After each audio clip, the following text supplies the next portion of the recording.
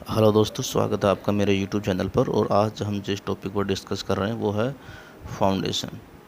Foundation क्या है, उसके टाइप्स कितने हैं, कंपोनेंट्स क्या हैं। तो फाउंडेशन क्या है? Foundation is lower most part of any civil structure which is direct contact with soil and transfer the structure load to the soil. मतलब मोटा मोटा कहने का मतलब ये है कि जो बिल्डिंग के सारे लोड को ज़मीन के अंदर ट्रांसफ़र करता है उसको फाउंडेशन कहते हैं। तो फाउंडेशन में दो तरह की होती हैं, एक होती है सैलो फाउंडेशन और दूसरी होती है डीप फाउंडेशन। सैलो फाउंडेशन इसकी गहराई कम होती है और डीप से आप समझ रहे हो कि गहराई ज़्यादा होती है। तो सैलो फाउंडेशन डेफिनेशन पढ़ लेते हैं कि shallow foundation is type of building foundation that transfer structure load to the earth very near to surface. मतलब ये सरफेस के पास में ही लोड को ट्रांसफ़र करती है। ये मेनली वहाँ यूज होती है जहाँ पे जो है हमारी सोइल कैपेसिटी हमारी अच्छी होती है। उसके बाद है टाइप्स इसकी मेनली 4 टाइप्स हैं: strip footing, spread footing, combined footing and mat footing या राफ्ट फुटिंग। तो स्ट्रिप फुटिंग सबसे पहले पढ़ते हैं। स्ट्रिप जैसे कि आप नाम से समझ रहे हो, ये एक स्ट्रिप्स की तरह होती है, इसको कंटिन्यूस फुटिंग भी कहा जाता है। ये मेनली हमारी लोड बियरिंग जो वॉल होती हैं वो उसमें उसको इस्तेमाल किया जाता है। उसके बाद है स्प्रेड फुटिंग को हम इंडिविजुअल फुटिंग बोल देते हैं। ये ट्रेपेजॉइडल भी हो सकती है, स्क्वायर भी हो सकती है, सर्कुलर हो सकती है, ये स्लोप भी हो सकती है, स्टेप्ड भी हो सकती है। इसको हम कॉलम वगैरह में इस्तेमाल करते हैं। उसके बाद है कंबाइंड फुटिंग। कंबाइंड जैसे आप समझ रहे हो, कंबाइंड मतलब जुड़ा हुआ, मतलब जब 2 कॉलम या 3 कॉलम जब पास पास हों और उनकी फुटिंग दूसरे को ओवरलैप कर रही हों तब हम कंबाइंड फुटिंग का इस्तेमाल करते हैं।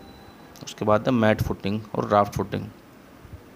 मैट फुटिंग या राफ्ट फाउंडेशन जो है वहाँ पर यूज होती है जहाँ पर numbers of columns and walls सारे के सारे एक ही स्ट्रक्चर के पार्ट होते हैं, जो एक ही राफ्ट के अंदर या एक ही मैट के अंदर सारे के सारे जुड़े होते हैं, तो उसको बोलते हैं राफ्ट फाउंडेशन।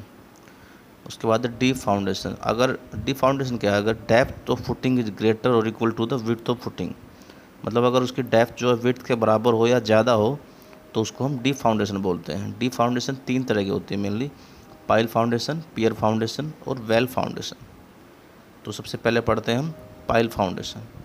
पाइल फाउंडेशन में जो है वो लोड जो है वो transmitted by vertical member to the earth hard strata, तो उसको हम बोलते हैं पाइल फाउंडेशन।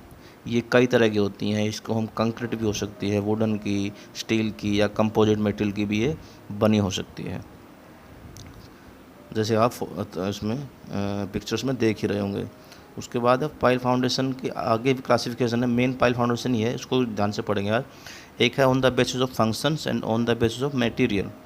तो on the basis of function this is mainly 2 type, एक होती है बियरिंग पाइल और एक होती है फ्रिक्शन पाइल। तो बियरिंग पाइल क्या है? बियरिंग पाइल जो है जैसे नाम से समझ आ रहा है कि इसका पूरा जो लोड है वो एक ही पॉइंट पे बियर करता है और इसको एंड बियरिंग पाइल भी बोला जाता है। और ये पूरा का पूरा लोड जो है अपने एंड के थ्रू ज़मीन के हार्ड स्टेटा में ट्रांसफ़र करते हैं। उसके बाद फ्रिक्शन पाइल, जैसे कि नाम से समझ पा रहे हैं कि ये जो अपने लोड को ट्रांसफ़र कर दिया फ्रिक्शन के साथ में, जो सोइल जो होती है उसके साथ फ्रिक्शन के साथ ये लोड को ट्रांसफ़र करती है, तो इसको बोलते हैं फ्रिक्शन पाइल। उसके बाद है हमारा on the basis of material.